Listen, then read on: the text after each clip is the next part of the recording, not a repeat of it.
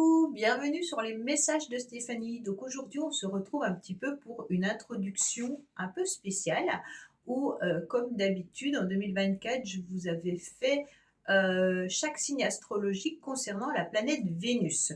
Donc pour voir pour vous sur chaque mois un petit peu ce qui va se passer au niveau émotionnel et amoureux. Donc avant tout, je voulais vous parler quand même de l'année 2025 qui est en numérologie une année 9. Cette année est un peu exceptionnelle. Après avoir passé une année 8 un petit peu compliquée et difficile sur plusieurs points, on voit que l'année 9, elle va nous demander à faire un grand nettoyage, un grand balayage de ce qu'on ne veut plus trop dans sa vie. Alors bien entendu, c'est la fin des cycles, hein. On passe sur une vibration qui est le lâcher-prise et la préparation pour un nouveau chapitre. Ça veut dire que ce nouveau chapitre arrivera bien sûr en 2026. Mais avant de commencer quelque chose, il faut un petit peu clôturer tout ce qu'on n'a plus besoin et puis aussi terminer ce qu'on a commencé. Donc il y a aussi une situation de pardon et de guérison dans certaines relations. C'est une année qui est propice, bien sûr, à régler les conflits. Donc si vous êtes en conflit avec quelqu'un, il est peut-être intéressant de soit tourner la page, hein, de cette situation passée ou de se réconcilier avec soi-même ou avec une ou plusieurs personnes avec qui il y avait des difficultés. Bien entendu, le 9 invite aussi à se concentrer sur des causes plutôt collectives et à développer une vision un petit peu humaine. Donc le 9 en numérologie, c'est l'aide aux autres. C'est également tout ce qui est associatif, bénévolat. Ça peut être aussi tout ce qui peut parler de l'étranger. Donc actuellement, on voit bien qu'il y a des complications, bien entendu, dans le monde et que la France aide, bien entendu, ces pays qui sont actuellement dans des complications. On voit bien que c'est aussi un moment de réflexion sur ce qu'on a envie d'accomplir et puis aussi un petit peu les leçons de vie. Donc, on a passé 9 années, hein, à monter ces marches. Donc, l'année 1, l'année 2, l'année 3. Donc là, on arrive au bout de l'escalier en quelque sorte. Et on regarde un petit peu l'évolution qu'on a eue pendant ces 9 ans. Et donc, on est en train de voir ce qu'on a envie de garder depuis ces 9 années et ce qu'on n'a plus envie de garder. Donc, il y a vraiment l'idée de grand nettoyage, autant émotionnel, parce qu'on peut, si on ne fait pas un grand nettoyage émotionnel de certaines relations, on peut encore traîner les 9 années suivantes avec des cycles qui peuvent être perturbants. Ça veut dire que si vous êtes dans une relation que vous savez pertinemment qu'il serait bien de clôturer et que vous ne le faites pas en année 9, il y a des grandes chances que vous replantiez des petites graines d'espoir en 2026 et que vous repartez sur des complications pendant un certain temps jusqu'à l'année suivante et ainsi de suite jusqu'à quand que vous arriviez à nouveau à l'année 9. Donc c'est vraiment un petit peu des petites graines qu'on plante tout au long du chemin pendant 9 ans et qu'on voit aboutir et à un moment donné on se rend compte que ça a porté ses fruits, d'autres choses n'ont pas porté ses fruits et qu'on doit un petit peu nettoyer ce jardin où on a planté peut-être trop de choses. En tous les cas, cette année, elle est importante. Si vous ne vous plaisez plus au niveau professionnel, d'envisager peut-être une reconversion ou alors une formation ou déjà de commencer à chercher pour qu'en 2026, vous soyez prêt à mettre le pied à l'étrier. Ça veut dire en quelque sorte qu'on prépare le terrain. On ne commence pas forcément quelque chose en année 9 parce que souvent, ça ne perdure pas dans le temps. Le mieux, c'est vraiment de faire un grand nettoyage, mais aussi on garde des choses qui nous conviennent, bien entendu, hein, on n'enlève pas tout. Ce qui nous convient, on continue à peaufiner, à enrichir sur les années suivantes. Mais ce qui n'est plus très agréable et qu'on sent qu'on commence à se lasser, qu'on sent qu'il peut y avoir des relations qui s'effrichent, et ben là, on se dit pourquoi continuer à enrichir cette relation alors que au bout du compte, je ne m'y retrouve pas. Donc, bien entendu, c'est là qu'il faut peser le pour et le contre de la relation et de savoir si vous êtes prêt à encore vous engager ou pas.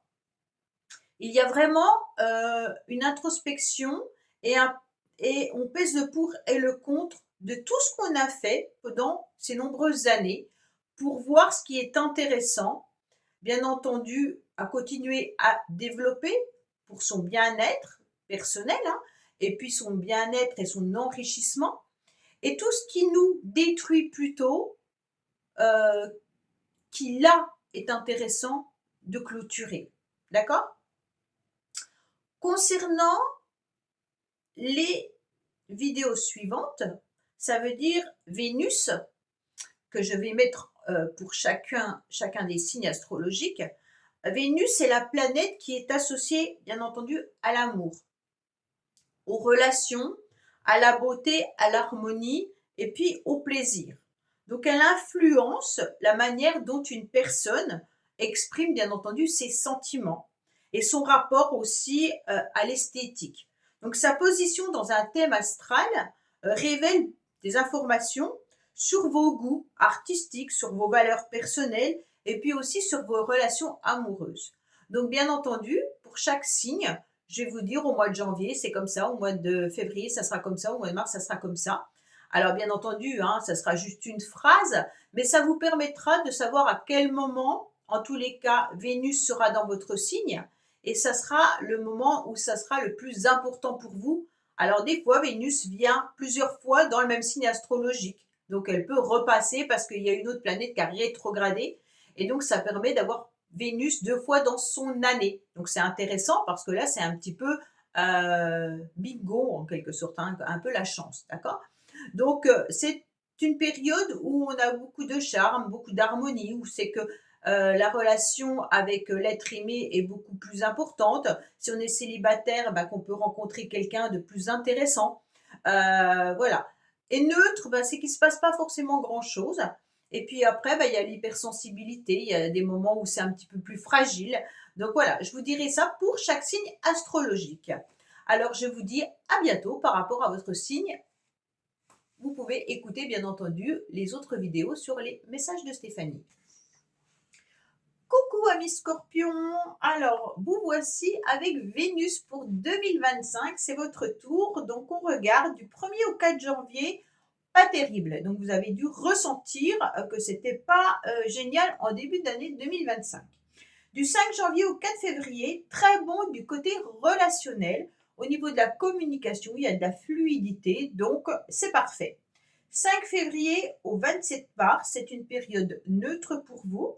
Du 28 mars au 30 avril, une super bonne période avec beaucoup de contacts, d'échanges, de raffinement, de fluidité. On plaît et puis tout ce qu'on a envie de dire bah, passe très bien.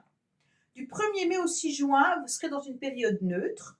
Du 7 juin au 4 juillet, attention, hypersensibilité, émotion plus au niveau de l'agacement, hein. Donc là, on fait attention à soi, on se protège parce que là, ça pourrait être un petit peu une forme d'ouragan, hein, quand on se sentira un petit peu piqué par certaines personnes. Du 5 juillet au 30 juillet, vous serez dans une période neutre. Du 1er août au 25 août, alors très intéressante, très bonne période, avec beaucoup de charme, beaucoup de souplesse, de fluidité, on a un savoir-faire qui plaît, donc là, il n'y a pas de souci. Du 26 août au 19 septembre, alors là, c'est en opposition, on voit bien qu'au niveau relationnel, ça risque d'être un petit peu compliqué pour vous. Du 20 septembre au 13 octobre, donc là, on est plutôt dans une période où Vénus est en soutien, avec des contacts beaucoup plus faciles, avec de la fluidité, et puis un petit peu de chance. Donc on n'hésite pas non plus à se servir de ces périodes-là pour pouvoir communiquer ce qu'on a envie de communiquer. Du 14 octobre au 6 novembre, on est plutôt dans une période neutre. Du 7 novembre au 30 novembre. Alors là, on prend un crayon, son agenda, on la note bien entendu, puisque c'est la période où Vénus rentre en Scorpion. Donc c'est la période où vous avez un super pouvoir concernant bien entendu le charme et puis le charisme, l'attirance, les rencontres, le sex appeal qui est au plus en ce moment, d'accord, en cette période-là. Donc on va exploiter au maximum tout son charme. 1er décembre au 24 décembre, période neutre. Et du 24 décembre au 31 décembre, là c'est une période où Vénus vous donne un petit coup de pouce, donc un petit peu de chance pour cette période où on peut être dans du relationnel qui soit un petit peu plus facile. Quand on parle de chance, ça peut être aussi d'être dans un coup de pouce au niveau professionnel ou autre, puisque le relationnel sera au rendez-vous. Voilà, amis scorpions, écoutez, j'espère que ce tirage vous aura aidé et vous aidera tout au long de l'année 2025. Je vous dis à bientôt sur les messages de Stéphanie. Au revoir. Merci d'avoir écouté les messages de Stéphanie. N'oubliez pas, bien entendu, de liker, vous abonner et commenter. Je vous dis à bientôt pour d'autres vidéos.